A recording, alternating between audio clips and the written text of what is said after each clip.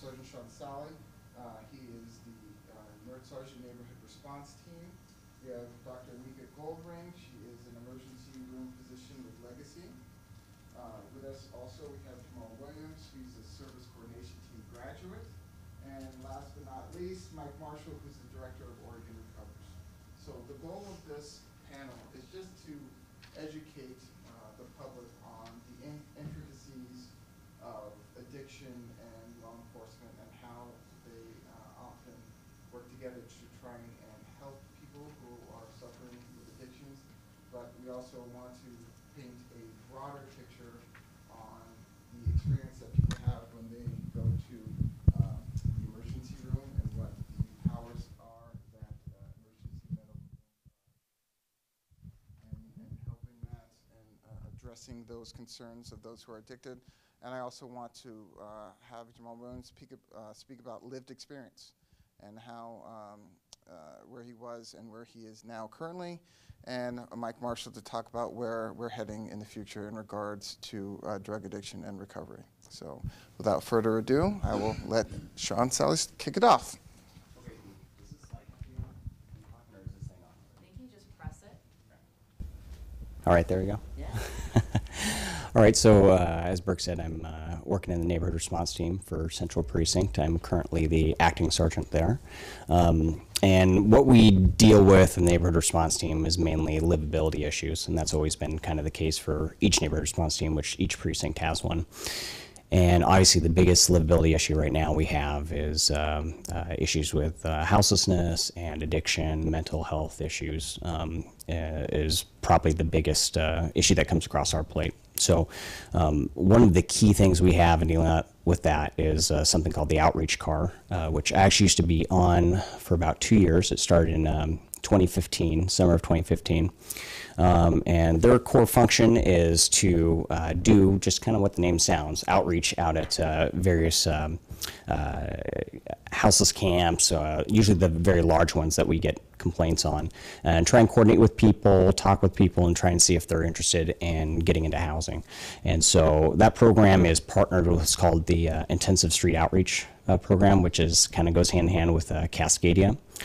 And they go to weekly meetings with the outreach workers, where you have outreach workers with NARA and with Urban League, and then obviously with Cascadia's HOT team, housing outreach team. And when the outreach folks talk with people out there, they try and see if they're kind of ready to get into housing. And when they are, we do a referral on them, and then we bring them up at the next meeting. And then the Cascadia, the director, will assign a caseworker to them. And then we try and work with whatever barriers it is they're facing. And it's kind of what they call a housing first model, in that, you know, there's these other factors, there's addiction, there's mental health, but they try and do housing first, and then work on the addiction issues, mental health issues, which, you know, there's a couple different studies on it, but at least right now, it looks like that's easier to deal with than trying to deal with addiction issues when someone's living on the street and they're constantly exposed to that. So the outreach workers will work with us and try and get folks into housing. Obviously, like I said, they face some barriers. A lot of time is they don't have IDs, and you can't get onto any HUD paperwork until you've got, you know, an ID card, official ID card, so they can't get into the various programs that they qualify for. So one of the things we started working on 2 years ago and just started at the beginning of this year is a form that we can fill out that counts as proof of identification, and then proof of address that they can take to the DMV with their caseworker to get an ID. And so far we've done about 20 of them, and we're kind of working the bugs still out of the system.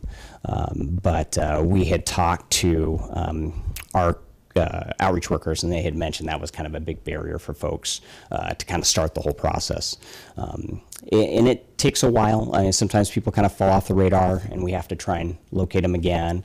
And you know, there's missed appointments, and there's some heavy lifting involved. But so far, I can't remember the last numbers, but somewhere around 120 plus or 150 folks, households that we've been able to get off the street into housing. And with I think it's over 80% still in the housing after we get them there. So obviously I mean, when you look at all the numbers, it's kind of a drop in the bucket, but, you know, at least it's making differences for those folks. And, you know, as the system, you know, gets more streamlined, perhaps it can grow to a little bit bigger and be able to affect more people. So that's kind of our main focus right now out of Central Precinct is sending the outreach card to try and, you know, kind of help that first step for folks to see if they're done being on the street and wanting to get off. I'd say initially we only get about 15 to 20% who are even interested in it. Our outreach officers know most of the folks out there, so they know the officers aren't out there to arrest them. They know that they're there to try and work with them and try and get them moved from the situation they're in into housing, because obviously it's not productive for them to be out there and they're, you know, either victimized or, you know, other bad things end up happening and they're obviously exposed to a lot of negative stuff. So if there's things that we can do to help that process and speed them into housing, it's an angle we're trying to work.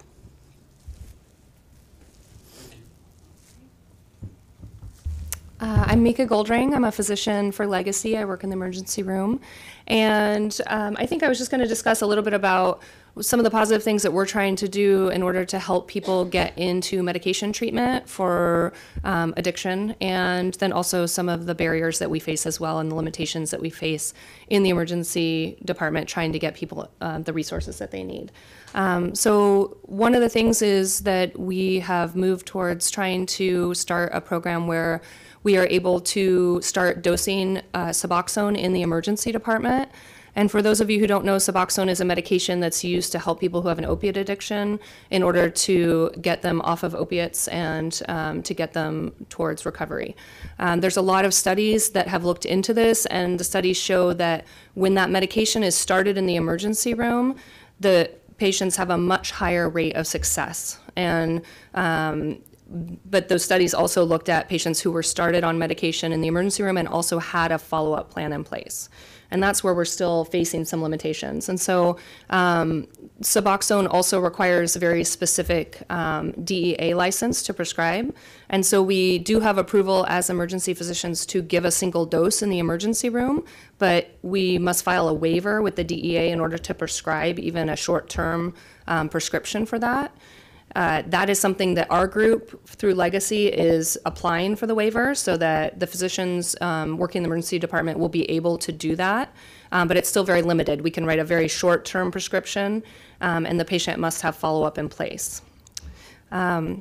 That's really one of the things that is also a big limitation that the entire nation is facing right now. It's just a lack of resources in order for people to have very immediate follow-up for addiction issues related. And so that's something that, you know, our social workers work very hard, but even that, we only have a social worker in place in my main emergency department at Legacy Mount Hood. We have someone there from 8 a.m. to 5 or 6 p.m. on most days. Some days we don't have anyone. We never have anyone at night. And so, when patients present, it's very time consuming to arrange follow-up, making phone calls and figuring out through insurance or uninsured where these patients would be able to best access the resources.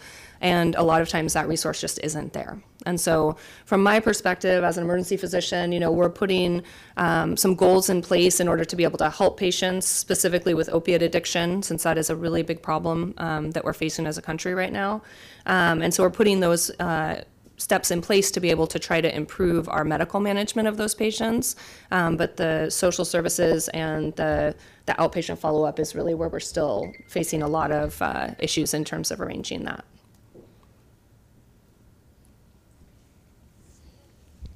Thank you. My name is Jamal Williams. I'm 48 years old. I've lived in Portland my whole life. I'm here to lend my voice to the conversation when we're talking about how we are going to collectively deal with the issues of drug addiction and as it pairs with crime, at least in my understanding. My history is that I started using crack cocaine at the age of 15 and quickly became full-on addicted with life-changing consequences. I used crime to support my drug habit, and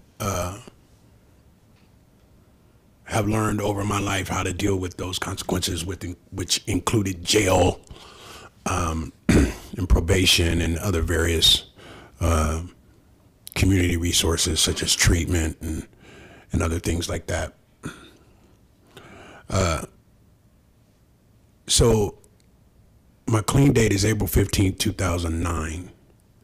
And I share that with you because it's important for me to let you know that I have more than a little bit of experience at what it takes to navigate the system to a successful outcome, to what I see as a successful, productive outcome.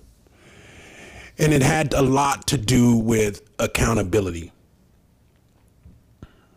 When, I don't know how long there's officers in the room. I don't recognize any of them, but I was using downtown long before some of you were police officers, or maybe you were working someplace else. So I've seen a big transition happen here downtown.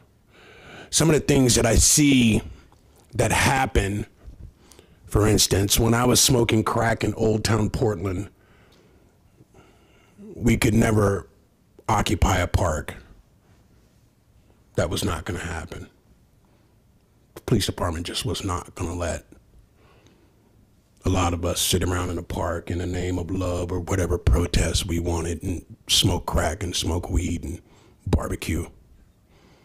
Just wasn't going to happen. And we find that kind of funny, but it really is kind of not. Because as a vested citizen in the city of Portland and the great state of Oregon, I feel uniquely qualified as a black person who was on drugs, who lended to the whole era. I feel uniquely qualified to speak on this. That it's not so much about Jamal is not using drugs no more. It's about what happened. Where did that change come from? One of the sayings that we have is that, well, if you have an alcoholic horse thief and you take away the alcohol, you still got to deal with the horse thief. Well, that's exactly, if anyone listening can understand that analogy, is like if we take away the drugs and alcohol, which are driving a lot of this crime, big and small crime, we still have to deal with the thinking that allows us to justify the crime in the first place.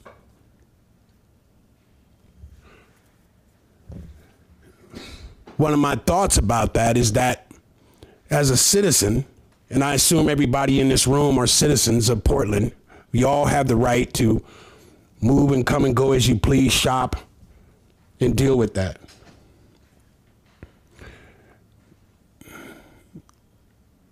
What I'm trying to say is I never went to jail for being addicted. I never did. I wish I could say that. I wish I could say the police just closed their eyes and just picked poor little black Jamal today to go to jail, but that never happened. It just wasn't the case. I always did something. I was always culpable in some way, shape, or form.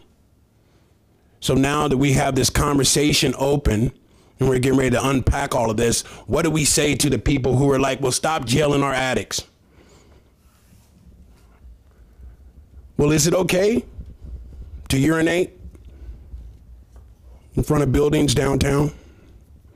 Just because is it okay even if I'm falling out of, even if I have a job and I come in from out of town and I'm partying down at one of these bars, is it ever okay for me to be like, well, I'll just relieve myself right here because I can? I don't think so.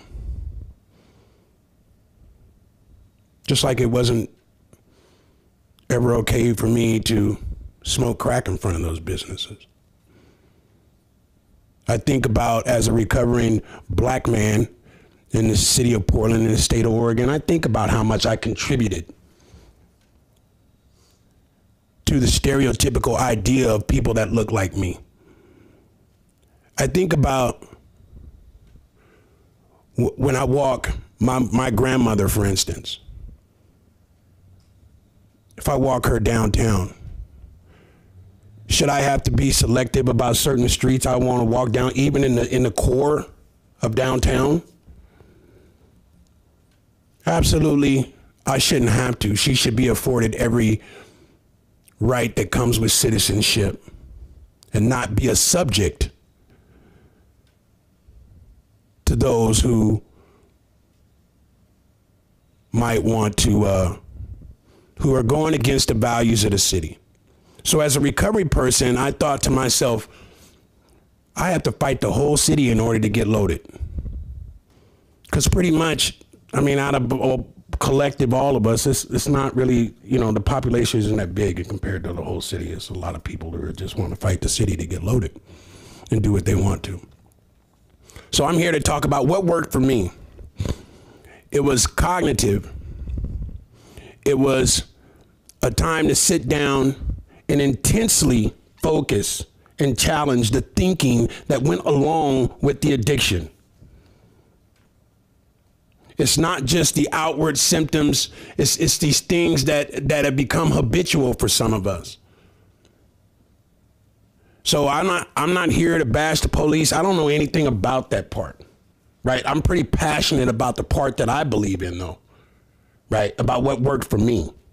And if you check my files and talk to some veteran police officers around here, that's not a badge of honor or nothing like that, right?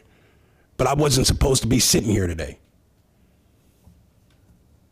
So it took a lot for me to go through, with some help of some officers who saw in me one day, you know, something that I didn't see in myself.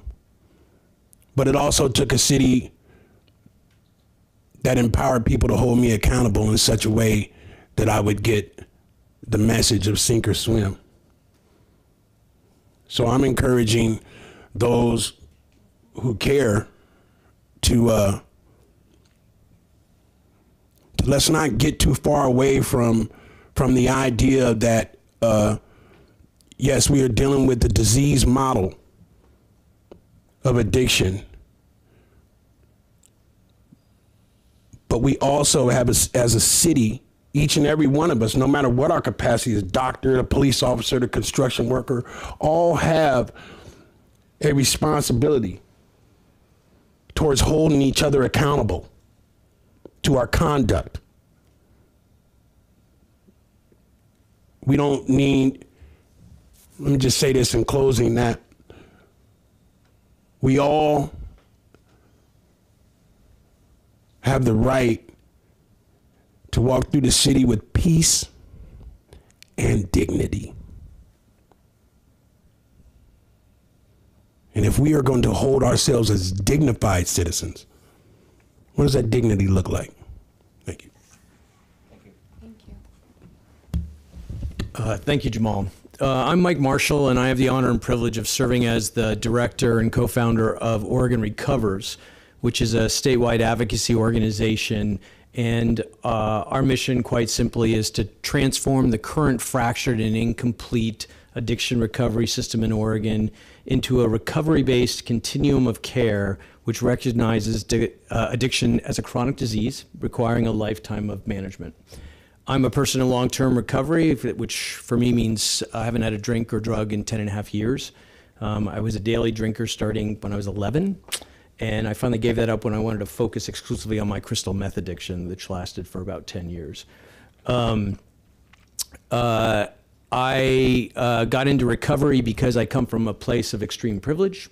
The morning I woke up and had, as we say in a 12-step program, a moment of clarity, I had no health insurance. It was before the Affordable Care Act, but I did have a friend who could lend me $15,000 to go to a private treatment center, which sucked. but here I am 10 and a half years later in recovery and grateful for it every day. This is a fascinating panel, and I so appreciate Jamal's comments because, you know, how many forums have we, tonight's forum is addiction and the criminal justice system. How many forums have we had called heart disease and the criminal justice system, or diabetes and the criminal justice system? Addiction is a disease. It's not a crime. And unfortunately for the police in this city, because the system is so fractured and incomplete, you are getting patients that you aren't trained, empowered, or responsible for treating. But you have to do something with them because they're harming themselves and they're harming the people around them, or at least you perceive that to be the case. And in order to understand how to fix Oregon's system, you have to understand the depths of the problem. And we rank 50th in access to treatment for Oregonians who need treatment. 50th. Now that's out of 51 if you throw in the District of Columbia, but we are dead last in the country. And as a consequence, we have the 4th highest addiction rate in the country. 9.55% of Oregonians identify as having untreated addiction issues. That's almost 10% of our population. And not surprisingly, we lose 1 person a day in the state to drug overdoses.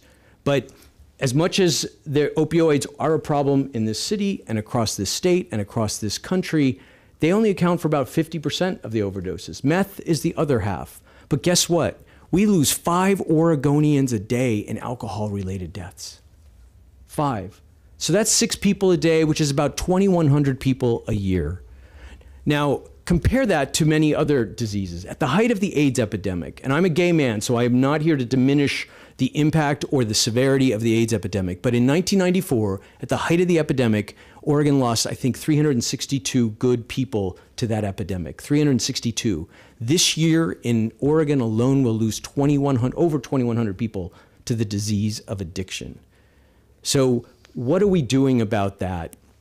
Well, Oregon Recovers came together, and we brought together the treatment providers, recovery leaders from the Olano Club, from Miracles, from Fourth Dimension Recovery Center, as well as the workforce, the folks that are peer mentors and certified alcohol and drug counselors, and asked them to collaborate for the first time in beginning to advocate at the state level for a transformation of this system at the top end. And what that looks like is ultimately more reinvestment. But truth be told, one of our biggest problems in Oregon is that we've never had a comprehensive strategic plan to integrate the Department of Corrections money, the Oregon Health Authority money, the DHS money, the Department of Education money. They all operate in separate silos with no specific outcomes. And as a result, we have the 4th highest addiction rate and the least access to treatment. And so we need to begin to build consensus at the most senior level. And what we've done is work with the governor, and I need to give her real chops because in the last 6 months, she's taken real definitive actions that's gonna create long-term systemic change, which I appreciate for the officers that are here and that are out on the street every day, and those of our brothers and sisters who are still suffering from this disease. What I'm advocating for is not change tomorrow, but change over time that is going to be permanent and systemic.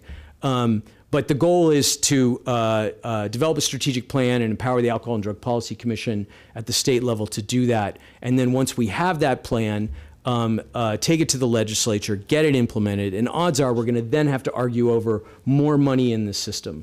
But until we actually can say what we're going to do with the money, I don't see any, like when you are dead last, whatever we're spending right now is clearly not working. And what I'll say also is that this is a health issue that has really, really broad impacts. Not only does it affect those of us that suffer from addiction, but look at our foster care system in Oregon. You know, there are campaign ads on both sides of the aisle right now about how broken the system is. Well, 60 to 70% of the parents who have to give their kids up to Child Protective Services, it's because of their addiction issues. We have the 3rd highest incarceration rate in the country. Mr. Nelson and I heard a presentation from the Department of Corrections the other day where They have 14,000 people in the prison system in the state of Oregon right now, and 10,500 of them show up with a diagnosis of substance use disorder that merits a level of treatment, which Departments of Corrections is just not capable of providing. So that's what, almost 2/3 of the people coming into our prisons suffer from the disease of addiction. Imagine if 2/3 suffered from cancer or HIV or any other heart disease. There would be huge solutions, or there would be the whole conversation about what about downstream. Homeless, we know here in the Tri-County area that in the overnight survey that they do, 51% of the respondents, is my understanding, say if they didn't suffer from addiction, they wouldn't be homeless. And lastly, high school graduation rates. We've been stuck at the 3rd lowest high school graduation rate in this state, in this country, for years and years and years. And yet truancy is the #1 reason for low graduation rates. A parent's addiction or a child's addiction. When you have 10% of the population suffering from addiction, it doesn't take much to extrapolate. So we have the opportunity here to elevate everybody. But in order to do so, we have to begin to understand that addiction is a disease. It is not a crime. That doctors shouldn't be jumping through hoops to try and provide very basic medical services in the emergency room. And where were our doctors when we were growing up? When we started to demonstrate some form of addiction, what tools did they have? Most of the doctors my age and older got, what, 4 hours of addiction medicine? At best, maybe 1 hour of addiction medicine, I think, if you're over a certain age. We don't have a medical system that #1 recognizes its responsibility, primarily because it doesn't have the tools or the capacity to do anything about it. So I am extremely cognizant of the fact that, for example, here in Portland, the Oregonian recently did a front page story saying that 50-some% of arrests were people that were homeless. And when I read that, and I just screamed, because my question is, how many of them suffer from the disease of addiction? And how many of them have been turned away by healthcare providers or not had the resources to treat their disease, or to do be able to afford their prescriptions relative to medication-assisted treatment, or weren't able to get into an emergency room to be detoxed, or couldn't find a treatment bed. Or when they did, that's the other part of our system, is we put folks like me through 28 days or 90 days, and then bye-bye. Put you back out on the street. Imagine having surgery in a hospital and then just being sent home, or being given medication to get rid of whatever disease you've contracted, only to be sent back into the exact same environment where you actually contracted the disease to begin with. So go to our website, OregonRecovers.org. There is hope on the horizon. I think this is a bipartisan issue, but it starts with each and every one of us recognizing that this is a disease, this is a chronic disease, not an acute problem. It is not a criminal justice problem. And policymakers have to move heaven and earth to move it out of the criminal justice system, and so that the folks with the disease are not ending up on our streets causing the problems that they're causing. Thank you. Check. Hello, check. I'll just speak really loud. Thank you all. Well, I don't know if it's working out. Okay. Anyway, thank you all very much. That was extremely enlightening. If there is one thing that I could do, I just want to throw out the opportunity for you to speak freely about pie in the sky. What would it take to make your job easier in regards to addiction when you're treating people on the street for you, Sean, when you're treating people in the ER? Jamal, from your experience, what worked for you and what didn't? And Mike, if there's anything that you could change, what would it be to help us move us forward? So, Sean, take it away.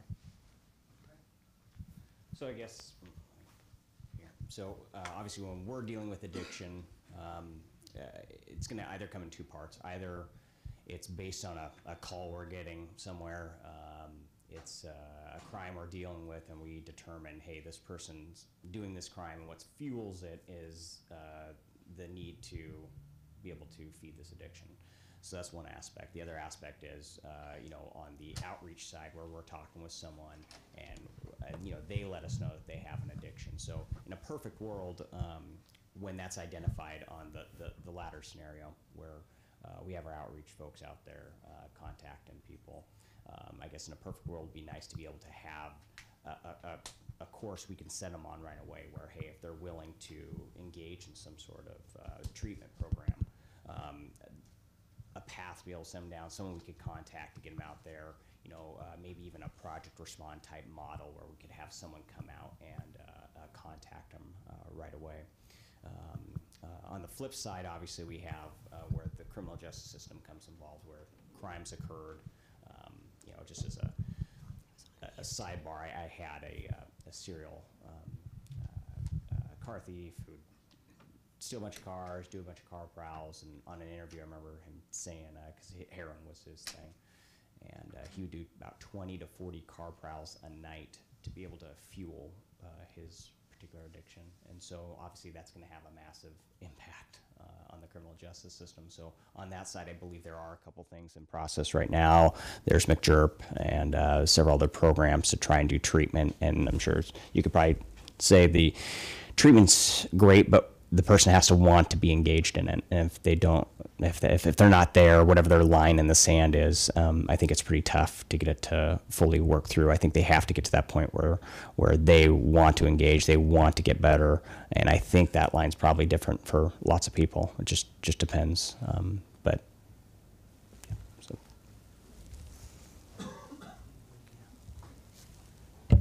So I can go next.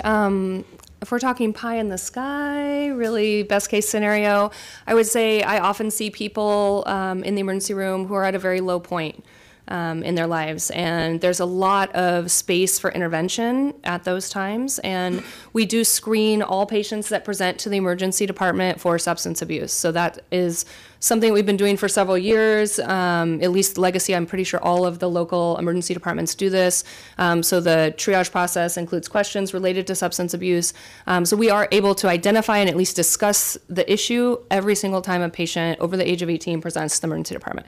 And so I feel like we have a unique situation where a patient may be there for something, it may be a result or consequence of their addiction, or it may be completely unrelated. And either way, we may have a point where we can intervene. And if we had resources where when we have that discussion, a patient says, you know what, I am interested. I do think that this is a time where I do want to learn more about this process. And I think I am ready.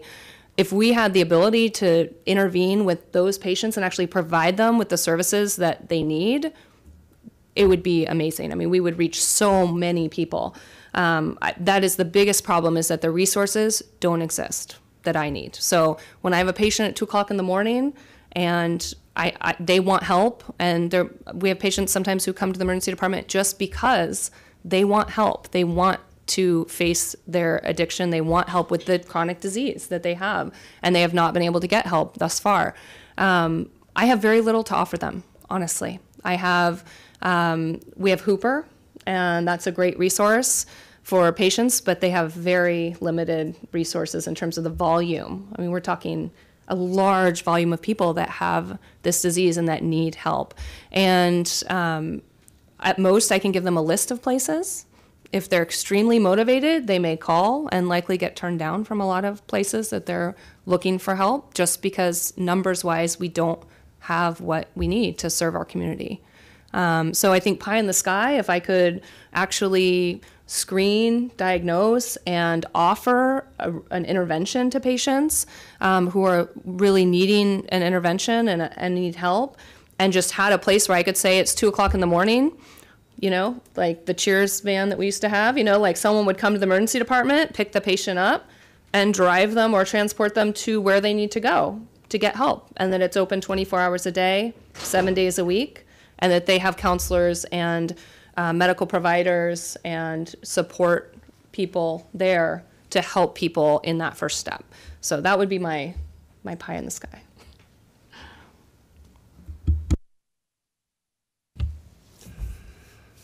Pie in the sky. I don't know if I really think like pie in the sky. After listening to some of the information that I've heard today, and thank you for your numbers, I really appreciate that. Again, you know, from a recovering person's standpoint, and maybe just from the person who might be in their living room right now watching us, I find it hard to believe that the police arrested everybody for being homeless. Though I was homeless at the time of my arrest, it was still against the law for me to have a crack pipe in my pocket. It was still against the law for me to possess and use crack cocaine. Now, who's to know that at that time that I was arrested, I wouldn't have hurt myself or somebody else had that officer not held me accountable. I don't know how many times over the years, Jamal, I'm doing you a favor right now by taking you to the Justice Center. But you don't get hurt and you don't hurt nobody else, and I'm doing my job at the same time. And there's nothing personal against you. I think you're a good dude when we talk. Over a Coke, me and you are all right. But out here, you smoking crack and me being an officer to make sure that this doesn't happen, something's got to give.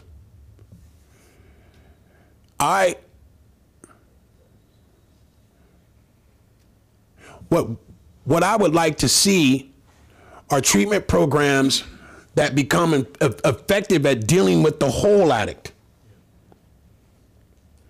With the whole addict. That we see gaps, cultural gaps.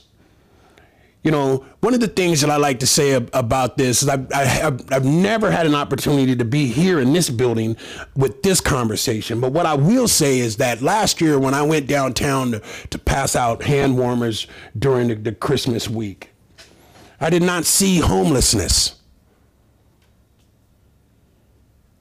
How is one block littered with garbage and feces throughout Old Town, where we have residential tax-paying citizens there? How is one whole block completely garbage? I'm pretty animated, excuse me. One whole block completely filled with garbage. And as I'm going to the tents, handing out ham warmer, I see them with their torches and they're cooking dope and they're doing all this kind of stuff. This is not homelessness. Now, if you're at home and you're watching this and you see whatever happens on the TV or whatever and you're downtown to complain about it, I suggest maybe you come out this winter and hand out some hand warmers. And then come back and talk about whether or not you see homeless. That's all vagrancy. You never let me smoke crack in a tent downtown in front of the Greyhound. It's not even funny. It's not even funny. Do you know, Wyndham, when we was downtown smoking crack, man, they created laws. They created an unjust law that said, y'all, it was predominantly black people smoking crack in Old Town. Let's just keep it real. They created an unjust law that said you cannot be within this part of your own city. You cannot be within in this part of your own neighborhood that you grew up in. Yet, here we are 15 minutes later. And you mean to tell me there are no mechanisms in place? We have no structure in place? So people can just willy-nilly pop a tent downtown in front of, just don't do it in Pioneer Square. Just don't do it by Nordstrom's. But around the corner, go ahead, pop your tent, smoke crack all night long. We don't trip. It's cool. That's where we've come to. But yet, at the same time, we want people to recover from addiction. How are you going to recover from addiction if you're not held accountable? How are we going to know? How can we not hold you accountable if we can't take you to jail? We're not talking about giving you a life sentence. I don't know. I'm just talking about my experience. So the easier, softer way didn't work for me. Ain't nobody coming around here, man, you're committing crime. I had to look at it like that. Now y'all know I get pretty passionate about this, and I got to go. But what I need to say is this.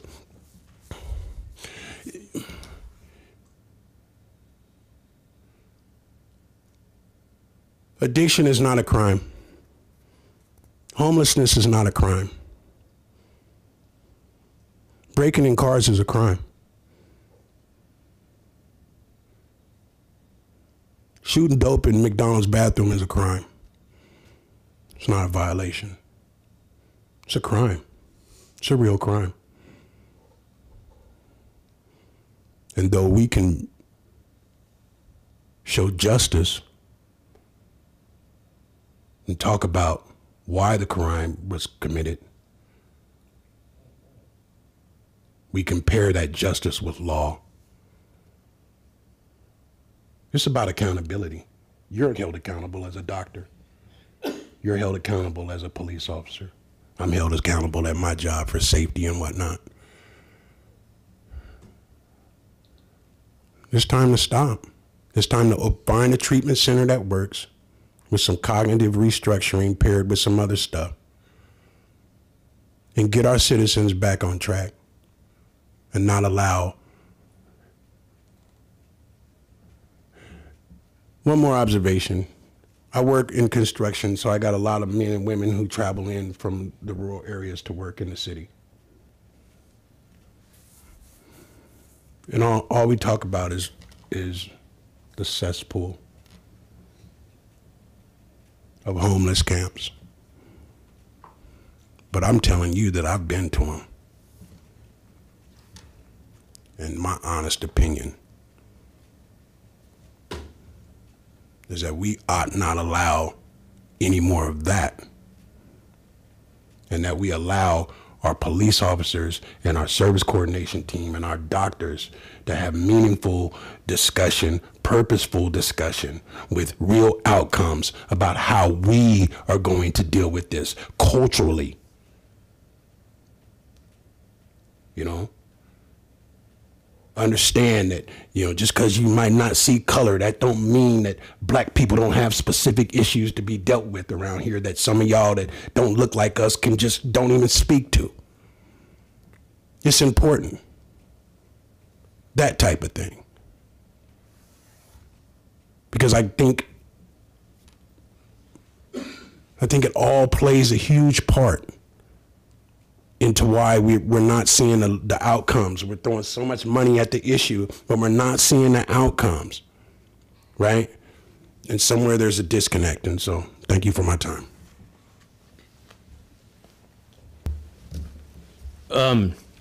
Wow, pie in the sky. Well, I don't think it should be pie in the sky. I think it should be good public policy and good healthcare policy. But let me come up with two answers. First, the eradication of the stigma attached to this disease.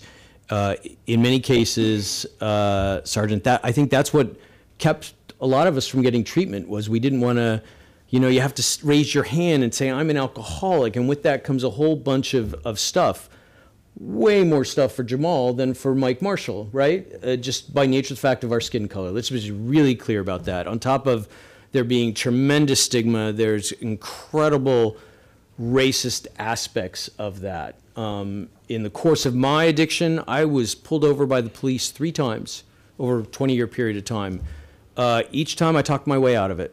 The last time, the officer actually reached into my car. He was taking my car because my tags had expired 2 years previously, and my backpack was on the front seat. I was trying to get away as fast as possible because there was an awful lot of drugs in that backpack. And he reached in and grabbed it. He said, "Hey."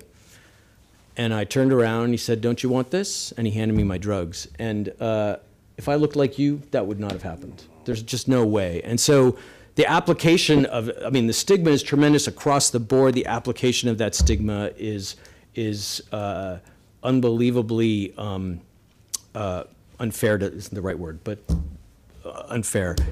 It just seems so not big enough. But stigma across the board is an obstacle to the 30-year-old employee at Nike getting treatment and help and asking for help, and And the homeless person, with the shreds of dignity that they're left with, are embarrassed about that too. And we have to eradicate that. And the best way to do that is to have the medical profession speak more openly about the fact that it's a chronic disease. And those of us in recovery that come from a place of privilege stand up and say, I'm in recovery, this is what this looks like, and this is what it took to get here. Practically speaking, I just want to follow along with what the good doctor said. Think about if someone here were to grab their chest and say they had heart pains, we would all know to call 911, with certain folks here knowing it better than the rest of us. But and then the dispatcher would answer, and they would take responsibility for that person who was having those chest pains. And then they would get the ambulance driver and the medic here, and as soon as they walked through the door, they would take responsibility for that person's heart disease or heart problem, which would then be transferred to the emergency room doctor as soon as they went through the door, the nurses and the doctors, who would then bring in the specialists who take responsibility, treat the person, prescribe a regimen of recovery, and then hand it over to their primary care person, who for the rest of their life will ask them about their and track their heart condition, right? Think about the comparison to the disease of addiction. You tell this lady here that you think you have a problem, can she help? Maybe you go online and look for help. Like, who do you call? We don't know. We generally, as a public culture, we don't know who to call. So you find SAMHSA lists Lines for Life, which is this tremendous organization, an 800 number, a volunteer who's really well trained answers and does what you can do in the emergency room. Basically says, here's the names of some places to go, and here's a couple 12-step meetings you can go to in your neighborhood. If they're drunk or high, the volunteer will try and get their phone number and their name so they can call them back the next day and make sure that the information registered. But otherwise, they're on their own. They have to go treat themselves. So they call one of the treatment providers and they say, we want to help you. Here in Portland, I think, unless you've got private insurance, they'll tell you, call us back every day and we think we can get you in within 14 to 21 days. Well, if you're a heroin addict or you're a meth addict or you're an alcoholic and you have that moment, calling back every day for 14 days, like you wouldn't do that to someone with a heart condition or who said, I think I have a tumor.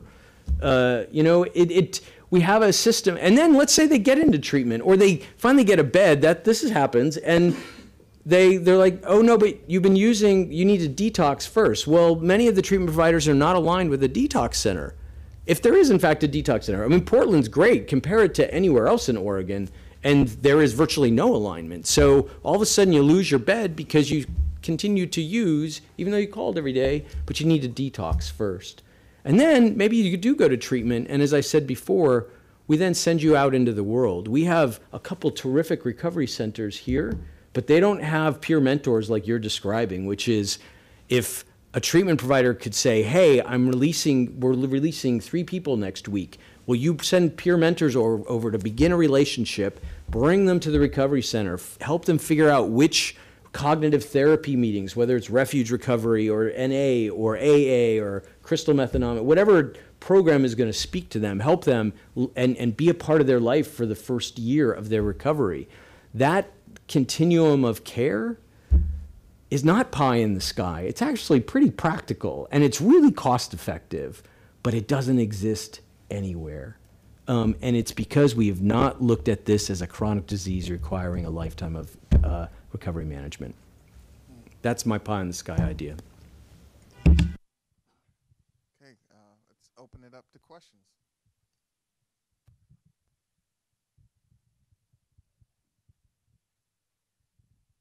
Hi, my name is Philip Wolf. Sorry, I had to get my interpreter a microphone, as it should be. Hi, everyone. My name is Philip. A couple of things I would like to ask each of you.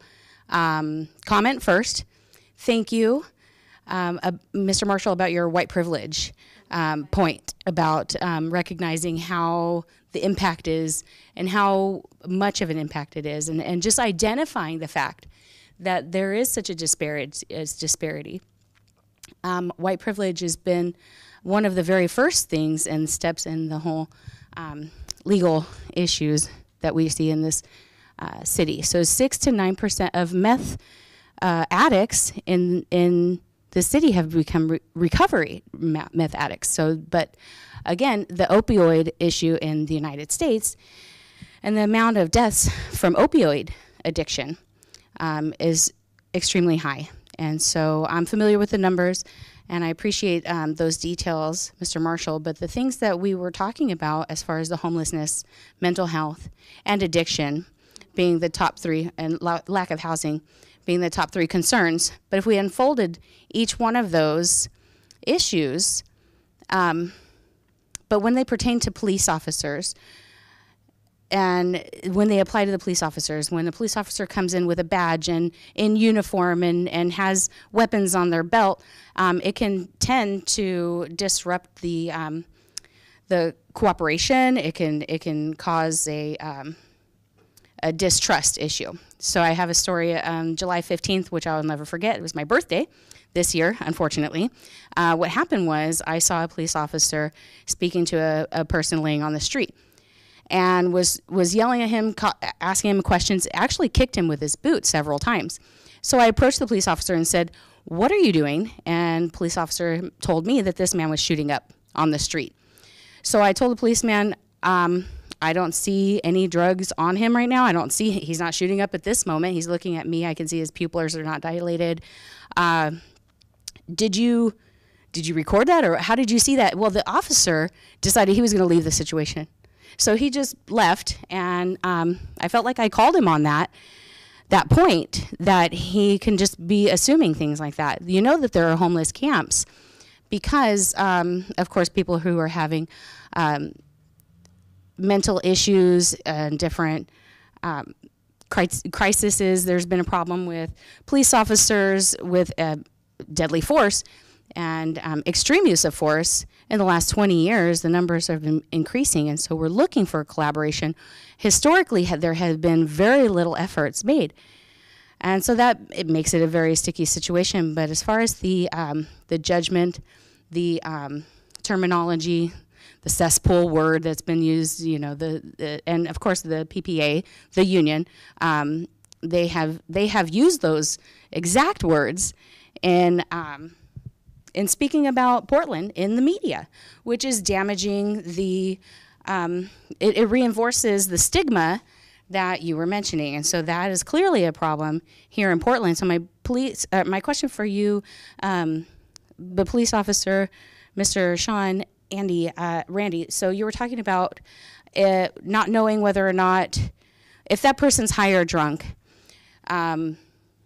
and you're coming on in a situation, like you were saying, when you're doing an outreach maybe situation, and he's high, when you're trying to outreach with someone, there's no way that they're going to answer questions and, you know, be accurate in responses. And so what you do in that moment is either you take them in because you don't agree with their specific lifestyle or drug that they're using. How do you draw the line between, I need to provide help to this person? What kind of resources do you have readily available to assist those types of encounters? And the reason why I say that, Northwest 3rd Street, if you're familiar with the PPB offices that are right there on the corner, which is along my daily route to come down here to City Hall.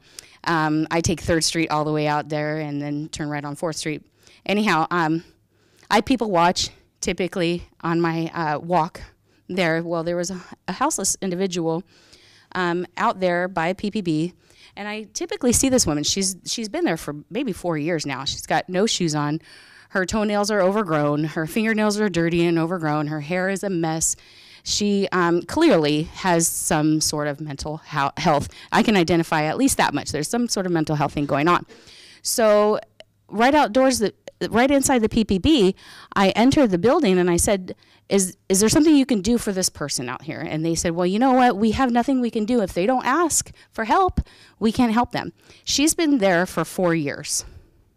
So I'm wondering what kind of resources are readily available. If you're partnering with other mental health or drug addiction centers,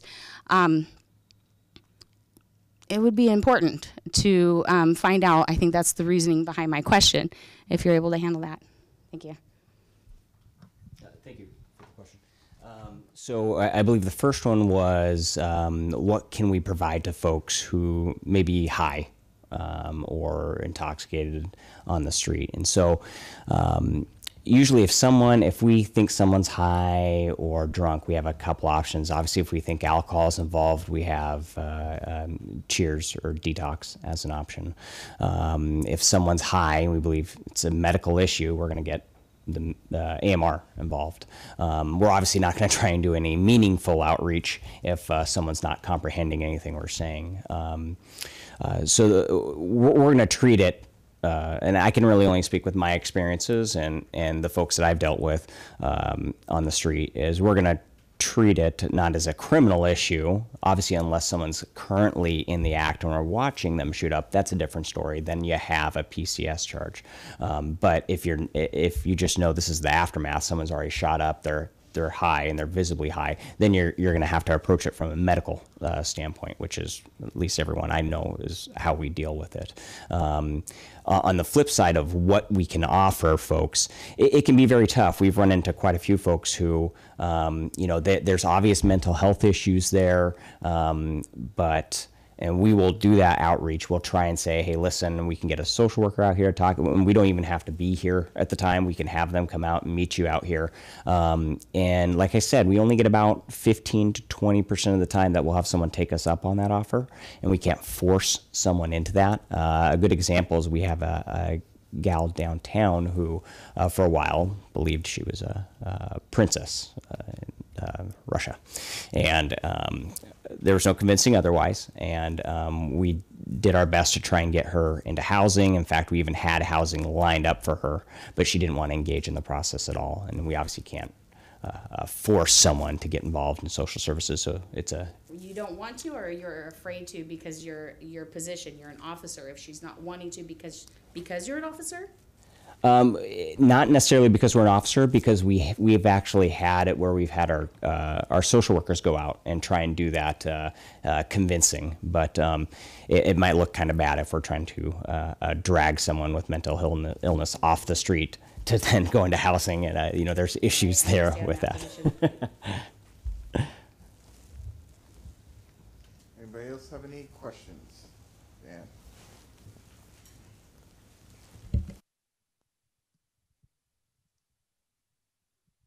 Hi, I'm Dan Handelman. I'm with a group called Portland Cop Watch.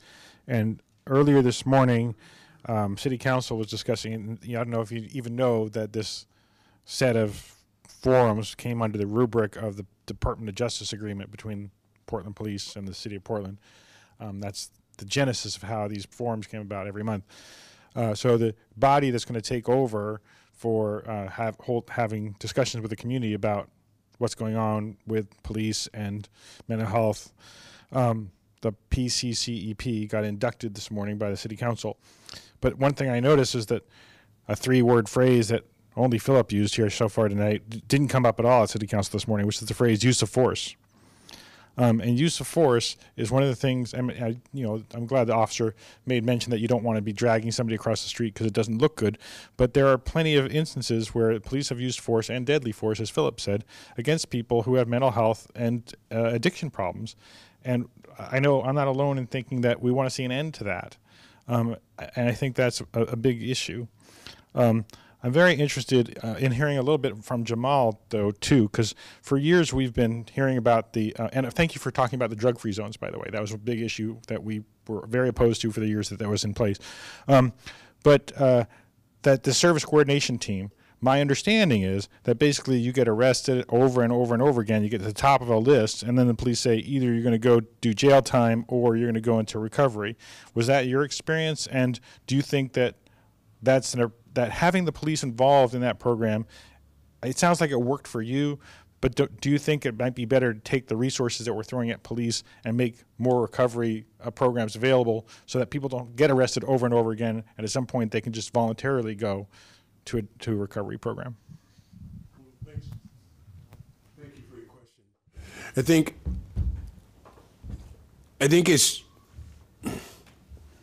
think it's layered. I think it's like an onion, if you will. Police most definitely play a part with the street user. We're talking about people who spend predominantly, okay, let me say it like this. What's your name, officer? Sean. Officer Shaw. Sean. Sean. He works a shift, say he works in Old Town. He's down there his 8 or 10 hours a day. And I'm down there my 8 or 10 hours a day. Me and Sean get to know each other pretty well. Every time he turns a corner, there I am. Every time he hears about a suspect doing this, somebody smoking crack outside my apartment building, he's got on gray tennis shoes and an orange shirt. Oh, that's Jamal.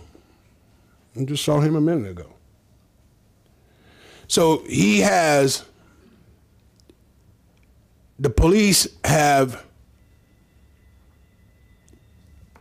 a responsibility in that they can say, hey, you know, I got this hookup over here with the treatment center. I'm tired of taking you to jail. I'm gonna give you this opportunity. There's moments in that interaction where a type of rapport is developed. I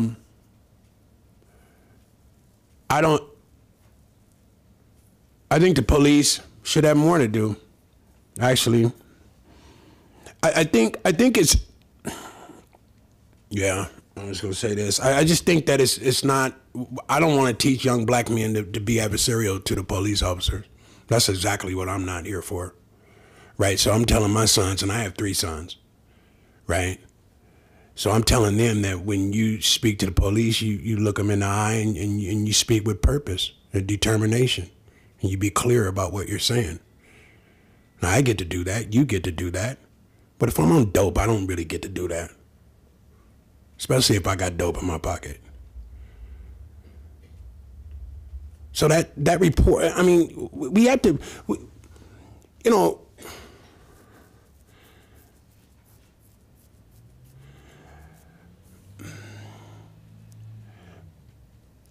there's nothing better than being a person who used to use crime on the daily.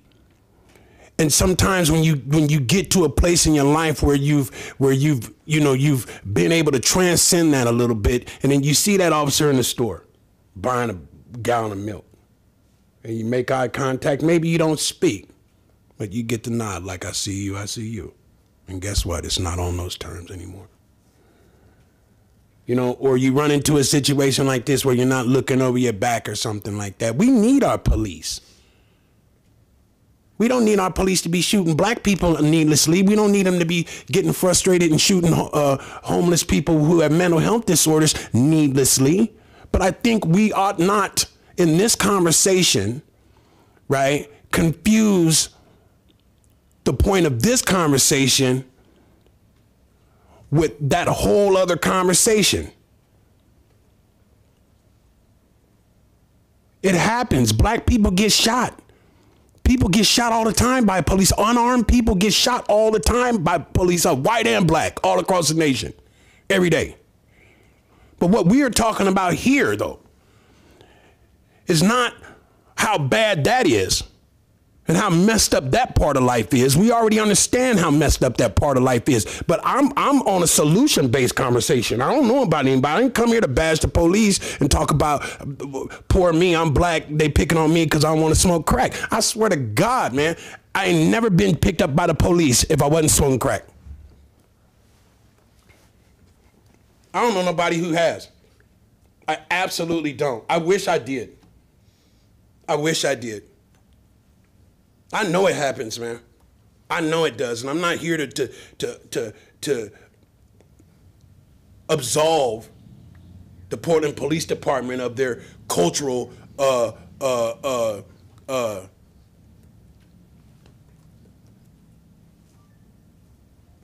their cultural bias, how ineffective they are sometimes at speaking with people.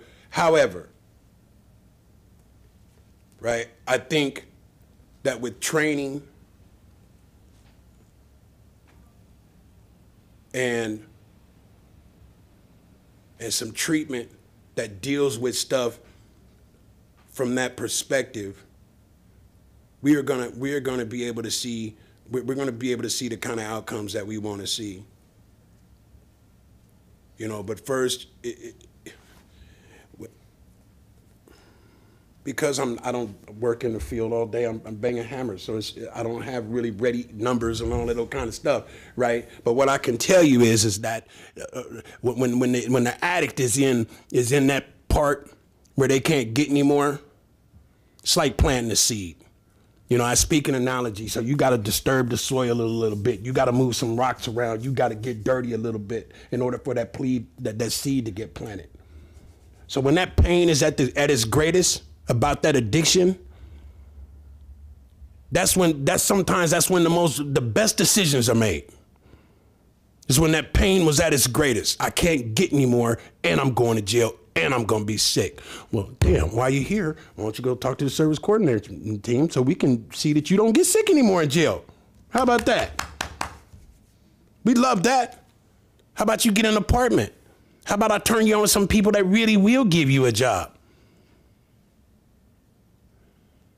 So I hope I answered your question. I hope I did. If I didn't, I would like to keep it short and answer your question. Well, thank you. Can I just add, it shouldn't be an either or proposition. Like, let's reduce the addiction rate in this state. Let's get it down to the lowest in the country, but we will still have addiction. And the cops will still be grappling with these issues, but not at the magnitude or with the lack of resources which we currently have. We just need to identify it as a epidemic and treat it accordingly, and which means all the upstream aspects of it, getting our doctors the tools they need to be able to intervene when folks are in junior high and high school, so that a parent, there was a woman who spoke at our kickoff rally last year from Clackamas County, and her son all of a sudden in high school developed advanced addiction very quickly, and she went to the principal, and the principal said, get him arrested. That's the best advice I can give you. And I asked her, what did your doctor say? And she said, it didn't occur to us to ask our doctor about it.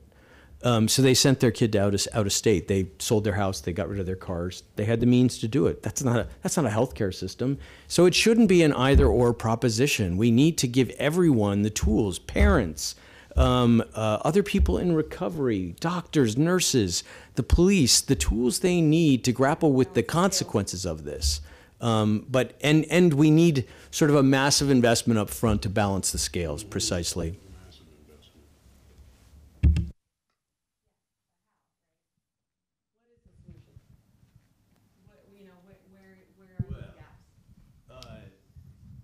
The gaps are, we need a strategic plan around which everybody is focused and that has full authority over the way we spend our government money. And then we do need more money in the system. We have the lowest beer tax in the country. The lowest beer tax in the country, fourth highest addiction rate. And it's for no other reason than the beer lobby in Salem has defeated it every time it's tried to go up in 72 years. If we, as a prevention measure, and the Division of Public Health within the Oregon Health Authority has suggested this, raise the cost of beer, wine, and cider 10% as a prevention measure. So consumption will go down, and it will generate something to the tune of $400 million every biennium that could go into the system for prevention. Let's get that addiction rate down, but then let's also increase the recovery rate. So there's real opportunity here in Oregon. There's just been a lack of political will, and I can tell you I think that is changing dramatically. My name is John. There's a few things. As I'm also in long-term recovery, I've been in recovery for over a decade, and I also have more in the past than now have shared a lot of the same things that Jamal is talking about how a lot of people get clean because they were locked up, and that stopped them. That was the intervention that was needed, and that was my experience. What I will say is that in the recovery community, you know, most people in recovery in the Portland area know each other. It's a very close-knit community, and there's a culture that's different from mainstream, and there was also a culture that came with illicit drug use. Anybody that used illicit drugs knows there's a very different culture that comes with that. My point is that one thing I want to say, I worked as a counselor at Serenity Lane. Not endorsing, I'm just stating that the treatment center and what it attracted was a lot of working class, higher income patients. And what I will tell you that I learned from that experience is that crime, or I'll say drug addiction does not necessarily, or drug and alcohol addiction, substance abuse, doesn't necessarily mean that there's crime involved. I met a lot of people that never committed crimes. Their problem was, whether it be out, I mean, there was even some illicit, their only crime was the use of drugs. And that was somewhat of my experience. I did a lot of time literally for using drugs. That's it. I didn't steal. I didn't hurt anybody other than my close loved ones. And so sometimes we need to think about, everybody is different. Everybody's experience with addiction is different. And we can't all, there's got to be different solutions. There's some things that I've thought about a lot as far as reframing how I think about addiction and policies and criminalization of addiction and how that all plays a part in how we treat addiction. So most people in here would say, when you compare alcohol, the effects of alcohol, to say any other drug, you will say it kills way more people. There's way more issues with domestic violence, killing other people, manslaughter from drunk driving, all these issues, health problems that you don't see with other drugs, like all these societal problems that come from alcohol, yet it is legal, right? And so a lot of us are like, yeah, okay, alcohol, hurts way more people, but yet it's legal. And we don't really think about that. And I'm not necessarily advocating for legalization of drugs, but what I will tell you is if you look at marijuana, for instance, it was legalized, and then it went from an ounce of marijuana went from $300 to $80, right? And so a lot of the crime that comes with addiction has to do with money, right? So people steal or whatever to get money to get drugs. There's an artificial inflation that happens with prohibition of drugs. So this is my very much pie in the sky thing. What would happen if all drugs were legal? Would we have the issues with crime that we have? So that's one thing. And I know that I'm supposed to give a question. I just want to be able to kind of think about some of these things and how I bet almost all of us, our whole lives, drugs have been illegal, right? So that's how we think, like drugs are illegal. They should be illegal. They've been illegal, right? And you look at other countries that have decriminalized and the positive effects that come from that. So that's one thing. Mike didn't touch on it about the cost of addiction. I think it was like a decade ago that there was some research, and it was at $6 billion just in Oregon. Addiction cost Oregonian $6 billion a year. And so what happens if we were to take that and actually push it upstream and start treating people? And Mike said it, but I just want to kind of say it again in different words, is I think there needs to be treatment on demand. Like when anybody that has been addicted knows that, like, my experience was that one morning I want to get clean more than anything. 3 hours later, I'm like, no, I'm good. You know what I mean? So there's a window of opportunity that people have to intervene and give services to these people that a lot of times a majority of the public wants to throw out because they'll call them treatment resistant. They'll call them, whatever they want to call them. And really, like, any of these people could have thought about wanting to get clean at any point on a daily basis, and it could fluctuate from week to week or day to day. And so being able to have treatment that when somebody, and also a way to contact somebody to say, like, if somebody wants treatment, they can call somebody, they can go to the hospital, and they can immediately get them into a bed treatment on demand, I think, would be one of the best solutions.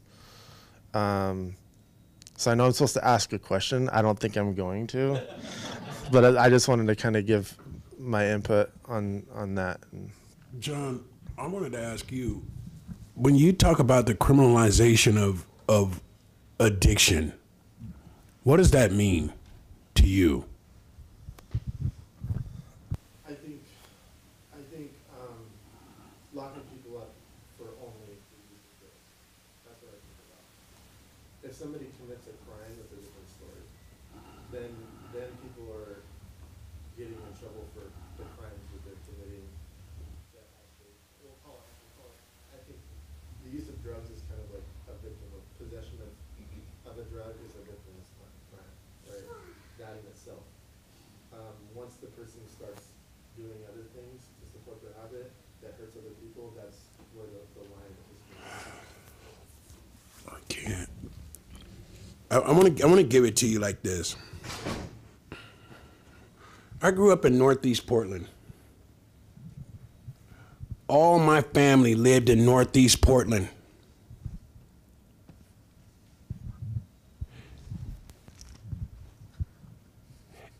And I watched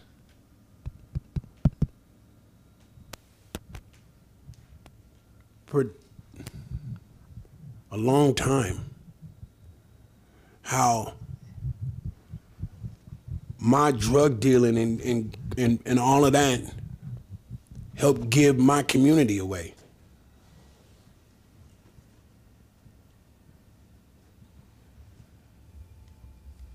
So, I mean, I don't know. I don't know if it's victimless.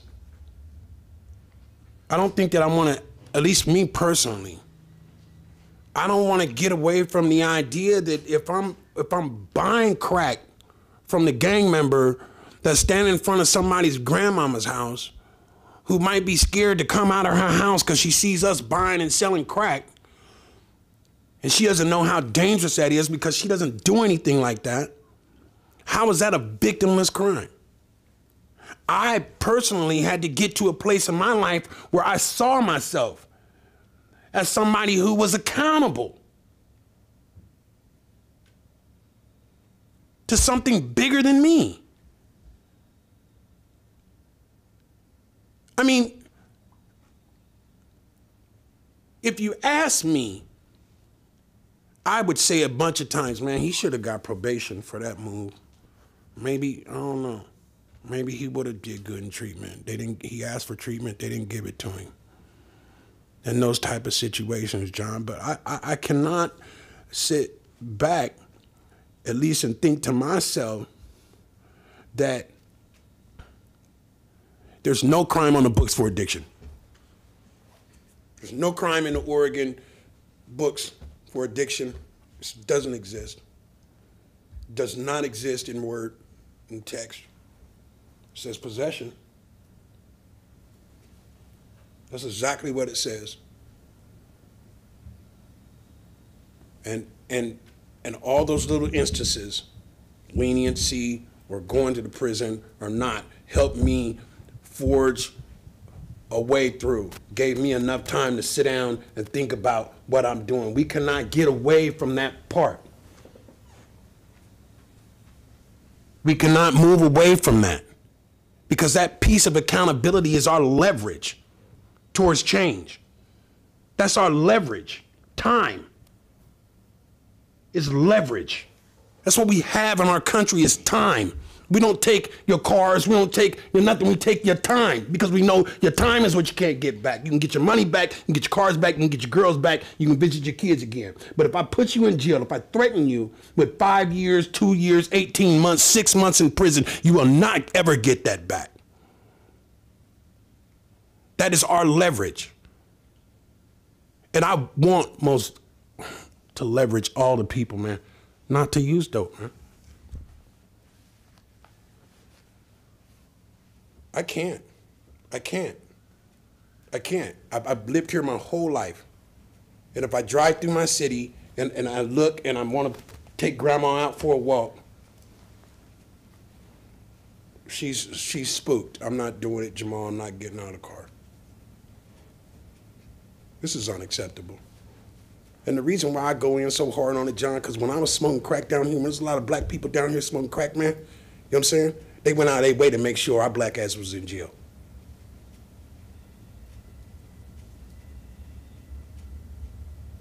So much so that they created a whole zone. Drug-free laws. So how now?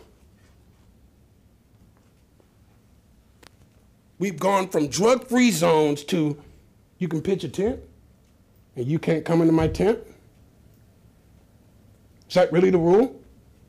Is that how we're getting down now as a city, John? For real? That's where we want my little friend right there to just be able to just, I don't know, she's gonna go to the high school over here maybe one day. And to have to deal with that, I don't want her to deal with that. I want our streets to be clean like mine were when I grew up. I don't know, man. I don't know, John. I just don't know if, I just can't look back, bro, and be like, they picked on me because I was smoking crack. It just don't happen that way. John, they never said, Jamal, step aside, we're gonna arrest your disease today. That part never happened. You and your crack pipe and your crack and your crime get in the back of my police car and let's go downtown and talk about it. And then we'll let the people, the spokesman for the people who are the prosecutors, decide how to be lenient. You can plead it in front of the judge. And more often than not, I was always given an opportunity to go to treatment. Even when I knew I wasn't, I was always given. That's my experience.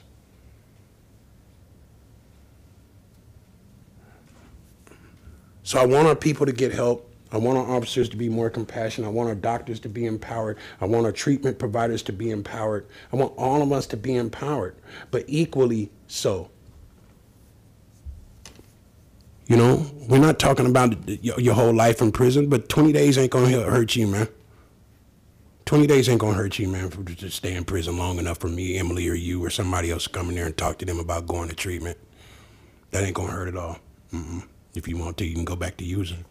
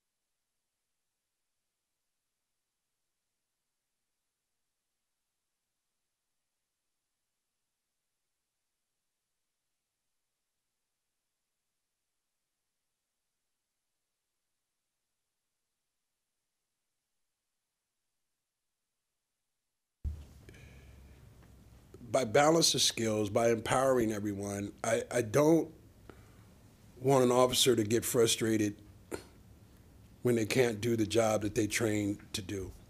I don't want to, when I go in to do my job, I want to be able to do my job unimpeded. I don't want the electricians or the carpenters in the way of my job. I want to be able to do my thing, right?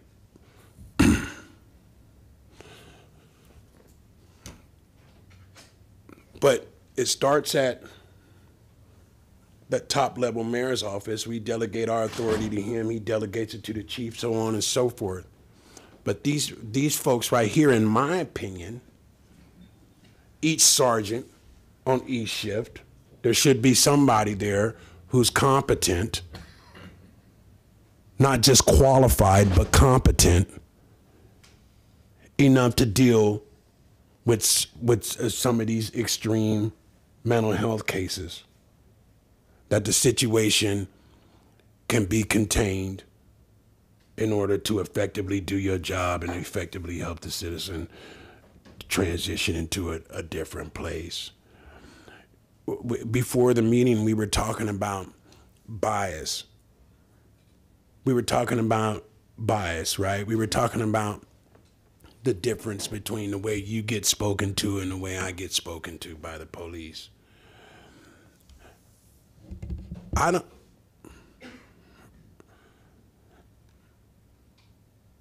So with all due respect to all those in the room,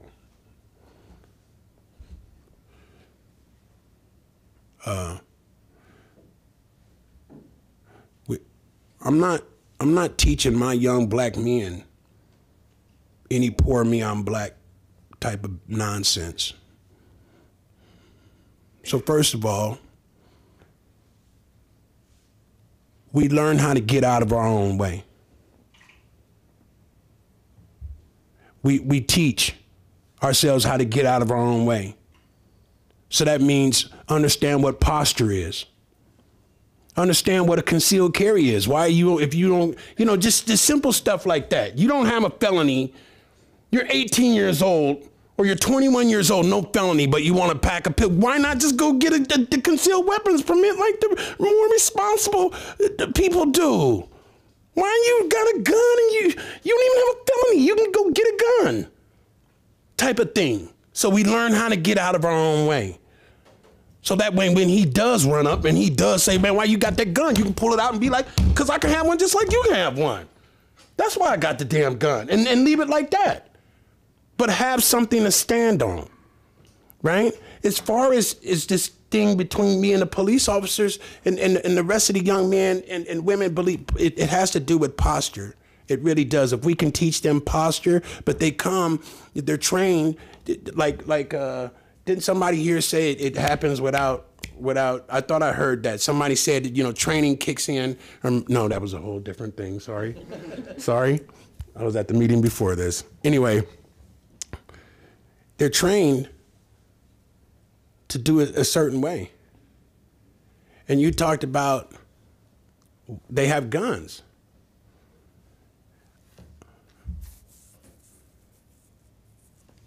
So this is not about changing the culture of the police department as a whole. Our police officers are equipped with guns to deal with specific threat issues. I do not want to take that away from them. I do want them to understand that a gun, like my only tool, is not a hammer. I know how to use more than a hammer. I hope that our officers understand, they know that they got some people that shouldn't be working with them. They understand that.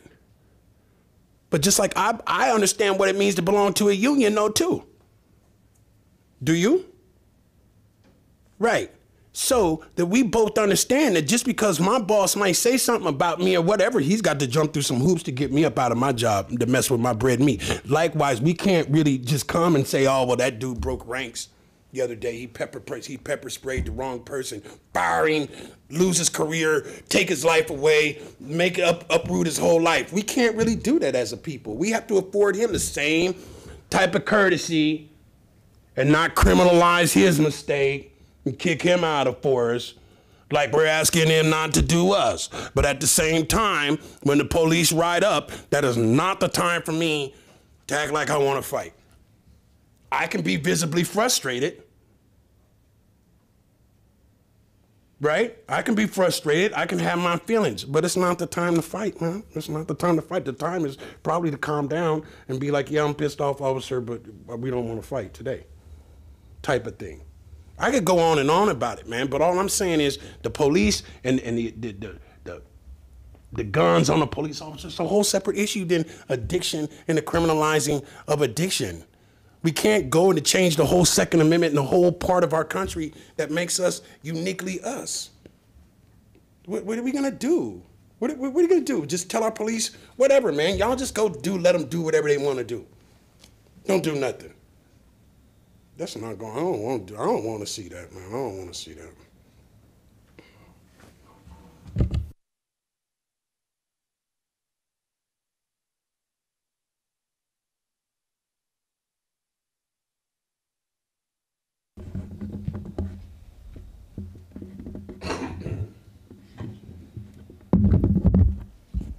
It's pretty cool. You've used two of my favorite words, accountability and responsibility. And as you've been talking, I've recognized that the word you haven't used is leadership, especially from the civilian part of our government. And there's an absence of leadership, at least to this extent. We'll hire a mayor as a temporary hire for about 4 years, and then we'll get another one, and then we'll just keep going.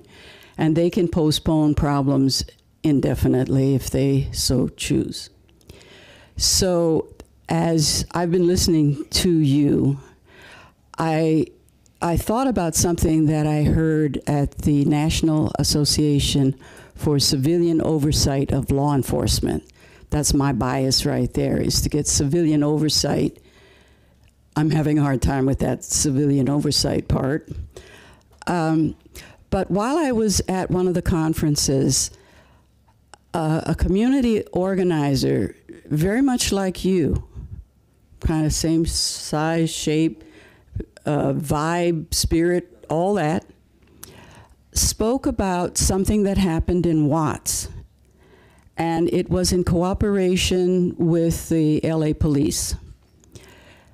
What police leadership provided was a commander who was prepared to make an 8-year commitment to stay there.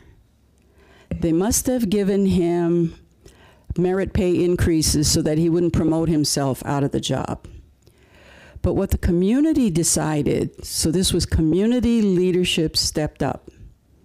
And these were black churches with buses that went to prison when people were being released and picked the brothers up and asked them simple questions like, do you have a place to sleep? Are you hungry? Do you like fried chicken? That sort of question. And if the brother was willing to go have fried chicken at the church with the people, they then had a proposition to train him in leadership. And a lot of these guys had very practical experiences with stuff going on in the street. And they consented to become peer counselors. So the churches and the people that came out, this started out to be about, let's reduce recidivism. But it became, let's transform Watts. And what ended up happening was, I'm making this story short, what ended up happening was violence was reduced. These brothers, by being peer counselors, received stipends. They did learn how to live simple lives. They didn't lust after Cadillacs and showgirls, I guess. They were willing to abide by the community rules for transforming Watts. So what I heard was that after 4 years of this program, they had cut the violence in half. And this commander still had 4 years to go to see if he could bring violence down to zero. Haven't been back, haven't heard from them lately. But what would you think about the community here in Portland? Because I think we have a lot of good-hearted people. What would you think about the community here trying to persuade these civilian leaders that we need that type of support to help us to start cooperate with one another rather than fight and dispute, especially every 4 years when we decide we want to dump everything upside down and start over or something. But what would you think about beginning a movement like that where the community and the police, because Dan brought up the subject, we have something called, it's coming on board right now, the Portland Committee for Community Engaged Policing. That's going to assume that the community wants to engage, the police want to engage, and the mayor supports this and is giving us this committee. But how would you feel if a person like you was welcome at these committee meetings, started these kinds of conversations, started to develop leadership, and began moving in a positive direction? You look to me like a leader. That's not a question. That's a statement. Okay.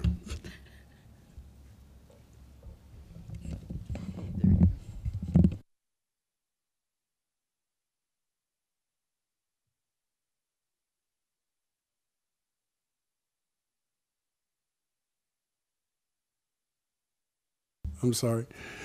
I would feel if it were me in that position, I would most definitely feel empowered at that level. I think what I heard you also talk about was we have a mayor who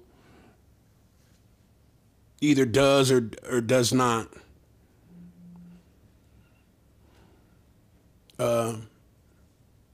you know, okay. From my point of view, I keep pausing in this is because I've always been in conversations where I felt like I've had to not be so candid about the cultural disconnect about that happens here in Portland. So if all you ever see are officers who don't live in your neighborhood, who drive through your neighborhood, there to arrest the people of your neighborhood, then they become outsiders. But when you have officers who walk in the store to buy lemonade or whatever, and they say, what's up, JoJo? What's up, Dante? What y'all doing? You know, whatever. Not with the intent to, what do you got in your pocket or whatever, just say hello. Y'all be good. That experience is one that can change that young person's life. Just that hello, because now he has evidence that you're not really, like, you really did smile. You weren't really Mr. or Mrs. They weren't really Mr. or Mrs. RoboCop or whatever name they want to be given.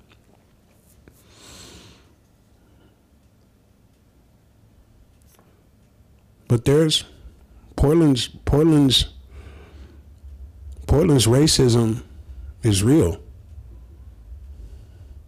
And so you're going, as one judge told me, they are going to keep spinning their wheels until they find an effective modality that deals with the cultural specific issues that surround black people in Portland, who know the history of Portland, you know.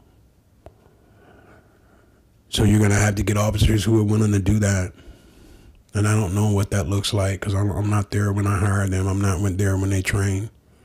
You know, I don't know what that looks like, those officers who are willing to, like, take on a new role in the easier, softer kind of way. I mean, it takes a special kind of person to do treatment work. It's a lot of drama. No, it's just big, high drama, you know? And like, to the person, the untreated addict, it's for real. Like, whatever I'm thinking, whatever I'm going through, it's for real at that moment. You can't tell me otherwise. It's real. I'm going through it, whether I'm talking about little green men or you're trying to kill me or she's trying to poison me. Under psychosis, it's absolutely real. And it takes a special kind of officer to deal with that. It takes a special kind of officer to build a relationship. It takes a special kind of anybody to build a relationship where you have that much perceived authority. So we teach people how to communicate first, how to talk amongst one another, not talk at each other, but just really kick it. You know, in closing, I would like to see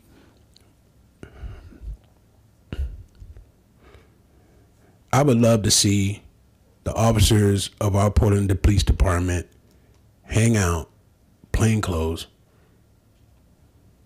Well, now it would be outer Northeast Portland. But find a day or a park day or whatever and just go and hang out. And I bet you the veterans that are no longer on the force that I miss, the ones that could talk down a situation or knew who it was, I miss those dudes, man, because those dudes left a gap. And if I'm speaking from my experience, the Portland Police Department is missing that. What makes a community? We got to become more involved. We have to communicate more on a real level, not just none of that fake ass stuff. Excuse me, none of that fake stuff. John, you know I'm keeping it together, right? That fake stuff. I got a big potty mouth, so the fake stuff that we deal with. Right, I'm doing my best right now to be as real, to be the best Jamal that I could be, the most authentic me at this table that I could be, without all expletives. But I do that because I want this officer. I want to be real so that we can have a connection. So that if I ever see her, she's ever driving down the street, she ever sees me in distress, she might look and go, I know him from somewhere. What's going on? You know what I mean?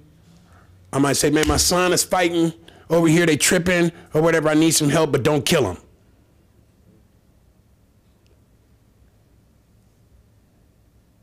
I've had officers intervene for me like that because they knew me. You know, I left that experience out. But at a later, if today was back then, I wouldn't be sitting at this table. Had it not been for an officer telling other officers, let me talk to Jamal, I'd be dead. And it wouldn't have been murder by a police officer. It would have been, he was acting erratic. We felt scared for our safety, and we shot him. That's what you trained me to do.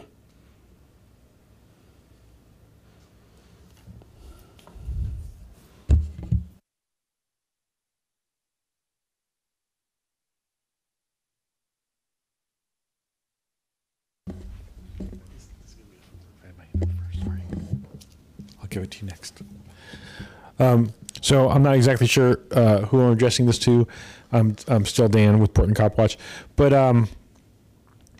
we've been talking a lot about the number of homeless people who get arrested by the Portland police. We've been talking about people who get put in jail just for using, or people who get put in jail for using and then doing crime associated with that. But there's probably a lot of people who are rich, who are inside their apartments, who are doing drugs, who never get busted because they are rich. And so I think that the houseless people that we see out on the streets who are getting arrested are there because they're the low-hanging fruit. And it's really easy, you know what I mean? So I think there's a disparity in economics that leads to the disparity in who gets arrested and who goes to jail. And I think that's something that I want to hear some discussion about.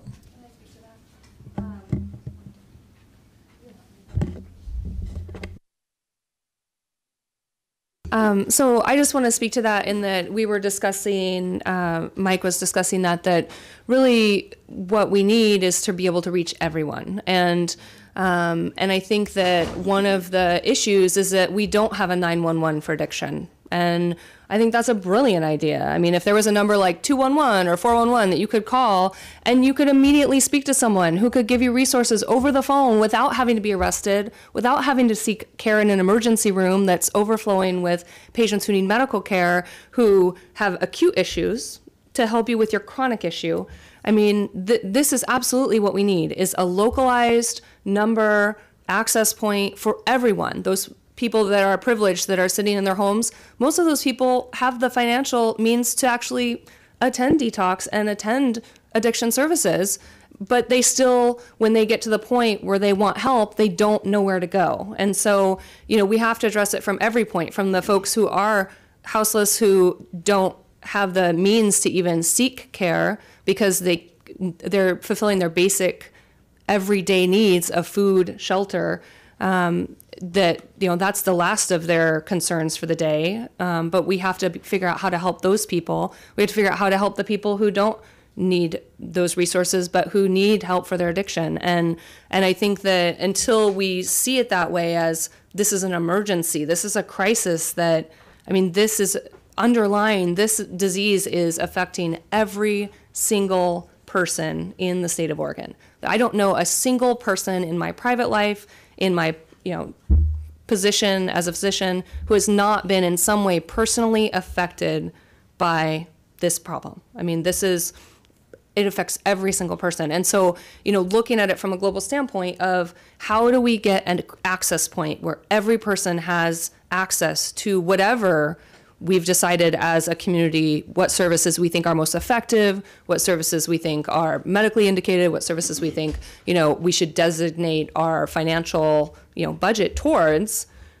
We need a way to get access. And to me, that's the very first step, is how do people access services, and how do we let people know how they can access services? Because even I, as a physician, I'm not aware of all of the resources that are available for people who are facing this disease, and I rely a lot on social workers who are overwhelmed as well. And so, for someone who's just sitting at home, or someone who's in a tent down, sitting on the street, those people have no idea how to get help.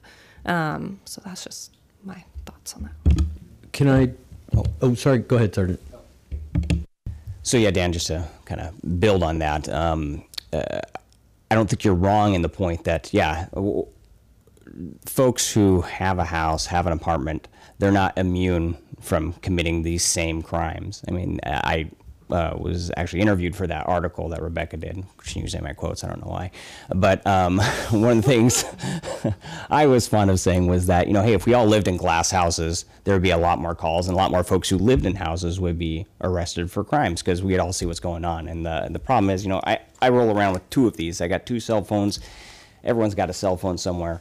And we're now in an age where people are calling more often about stuff they see on the street, and we get dispatched out, and it's not necessarily, I get paid the same whether I arrest 10 people in a day or I arrest 0 people in a day. So it's not necessarily we're there to just go out and arrest somebody. If a crime's there, if there's a victim there, we have our job we have to do. But once again, I'm not saying that this is the houseless folks are the only ones who do this. You're right. It comes in every walks of life. It's just what's visible and what's not visible, and what we're getting calls on, and that's just the vast majority of our calls.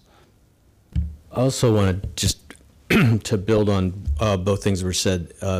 Number one, if you have private insurance, the copay on detox can be huge, and so, or the copay or the deductible on treatment can be huge. So it's really easy to go from being employed 1 week and you have an opioid or a crystal meth addiction, and a month later you lose your apartment and you're out on the street. And the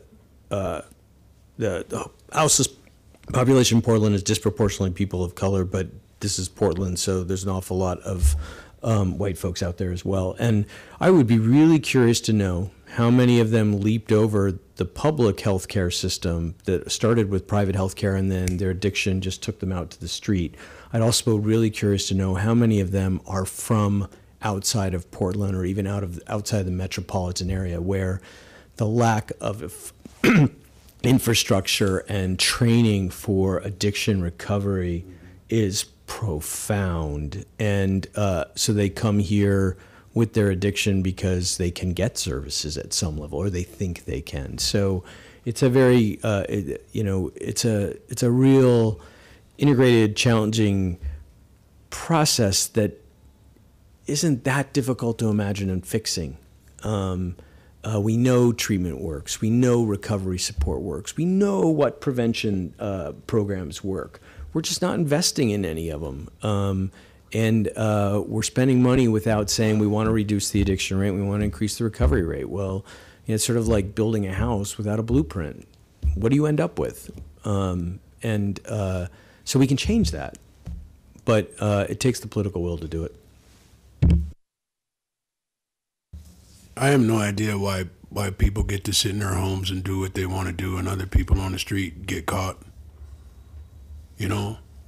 I mean, I'm saying that in the most sarcastic way. People with money don't go to jail all the time for the same crimes. People that have money to pay for a defense get a good defense and they stay out of jail, or they lessen their fine or whatever. That's just the way our system works.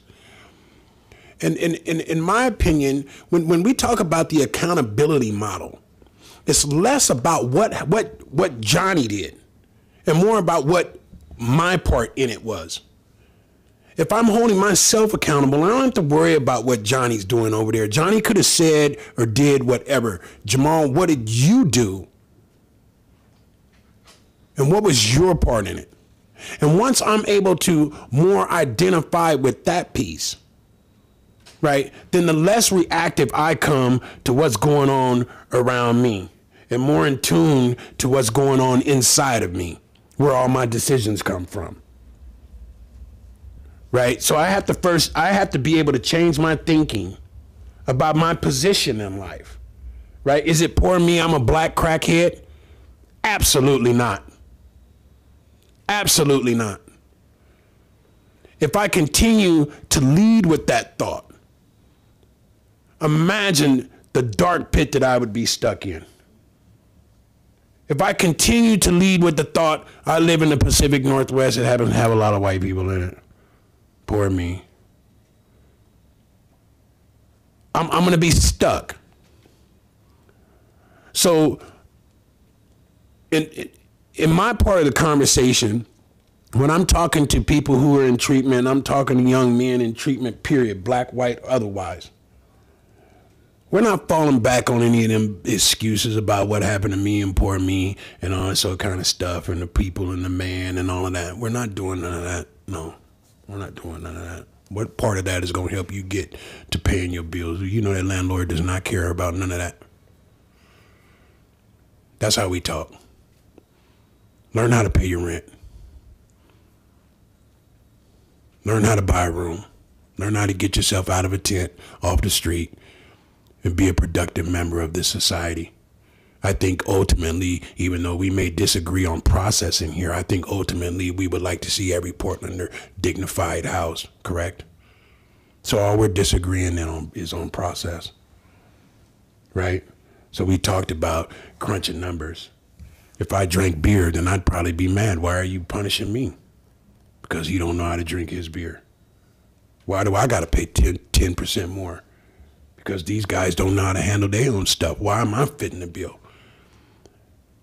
You know, I do my best to look at it not just from the liberal piece, but from the conservative side as well. Now, I don't know where them dollars and pennies are going to come from that's going to fund all this great wraparound services. Well, all y'all cost money. Doctors cost big money. Counselors cost big money. Line staff, housing, food, facilities. So while we're sitting up here screaming about all of that, where are the people who can offer real viable solutions to the administration to say this is where the money's going to come from, because he doesn't have just us in the room. It's a whole city of people. And for that matter, Cape Brown, it's a whole state of people who, for the most part, look at Portland as a cesspool. For the rest of the state is just rural and whatever. We don't really have that problem. It's a Portland problem. So why should we? I don't know.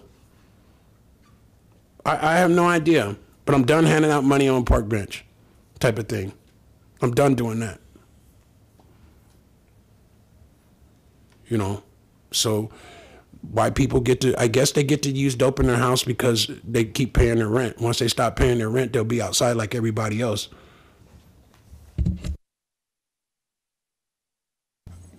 Okay, I want to be respectful for our panelists' time. It's now 8:30, and I think we'll end it there.